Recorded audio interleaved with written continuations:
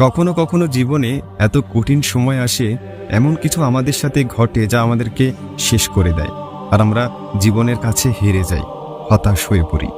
সমস্যা তো জীবনে হাজারো আসে, কিন্তু সেখান থেকে বাইরে বেরিয়ে আসার কোনো রাস্তা আমরা খুঁজে পাই না। আর না তখন কেউ আমাদের কষ্ট বুঝতে পারে, আর না কেউ আমাদের কষ্ট দূর করতে পারে। কথা হলো, এরকম মুহূর্তে আপনি নিজেকে কিভাবে কন্ট্রোল করবেন। একটা গল্প বলি। একবার একটি শহরে অনেক ধনী একটা লোক ছিল। সে অনেক বড় ব্যবসা করত, আর তার জীবনের সমস্ত রকমের সুখ ছিল। বিলাসিতা বলতে যা প্রয়োজন তার সবকিছুই তার ছিল। কিন্তু একদিন তার জীবনে এমন সময় আসে যে তার ব্যবসায় অনেক বড় ক্ষতি হয়ে যায়। তার সমস্ত সম্পত্তি নিলাম হয়ে যায়। সে সারা জীবন যা কিছু অর্জন করেছিল সেই সব কিছু কিছুদিনের মধ্যেই শেষ হয়ে যায়, আর রাতারাতি তার সব কিছু বদলে যায়। এমন অবস্থায় সে এতটাই ভেঙে পড়ে যে সে মনে মনে ভাবে, এই জীবনের থেকে ভালো আমি এই জীবনটাকে শেষ করে দেব, আত্মহত্যা করে নেব। আর এটা ভেবেই সে শহর থেকে দূরে একটা পাহাড়ের উপরে যায়, যেখান থেকে সে লাফ দিয়ে আত্মহত্যা করবে। আর যখন তিনি ওখান থেকে লাফ দিতে যাবে, তখন ওখানে একটা লোক বসা ছিল। বসা থাকা লোকটি তাকে লাফ দেওয়া থেকে আটকায় এবং জিজ্ঞেস করে, তুমি এখান থেকে কেন লাফ দিতে চাও? তখন লোকটি বলে, আমার জীবনে একটা সময় ছিল যখন আমি অনেক বড় ধনী ছিলাম, কিন্তু জীবন আমার সাথে এমন খেলা করেছে যে আজ আমার সব কিছু হারিয়ে গেছে। আজ আমার কাছে কোনো কিছু বেঁচে নেই।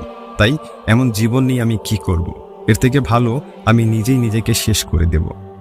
তখন ওই বসে থাকা লোকটি তাকে বলে, তুমি তোমার সম্পত্তি হারিয়েছ, নিজেকে হারাওনি।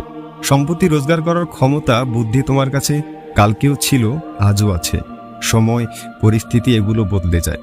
কাল তোমার ভালো সময় ছিল, আজ খারাপ সময় চলছে। বিশ্বাস রাখো, আগামীকাল আবার সেই ভালো সময় ফিরে আসবে। মনে রাখবে, আশা কঠিন সময়ের সবথেকে ভালো বন্ধু। আর তোমার ভিতরে বিশ্বাস থাকলে তুমি সব বাধা পার করতে পারবে। এই কঠিন সময় তোমাকে ধ্বংস করার জন্য আসেনি, এটা তোমাকে আরো ভালো, আরো মজবুত করার জন্য এসেছে। এটা তোমার সাহস, বুদ্ধি ও ধৈর্যের পরীক্ষা নিতে এসেছে। তাই তুমি তোমার বিশ্বাসকে নষ্ট করে দিও না। নিজের ঘরে ফিরে যাও এবং পুনরায় শুরু করো। যা কিছু তোমার কাছে ছিল সেটা আবার অর্জন করো। এই লোকটার কথা শুনে ওই ব্যক্তিটির মাঝে নতুন করে আশার আলো জ্বেলে ওঠে। সে ভাবে, সত্যিই তো, অর্থই তো শেষ হয়েছে, আমি তো শেষ হয়ে যাইনি। আমার পরিচয় কি কেবল আমার সম্পদ? সম্পদ আমার কারণে ছিল, আমি সম্পদের কারণে নয়। আর আমি চাইলে আবার সম্পদ রোজগার করতে পারি।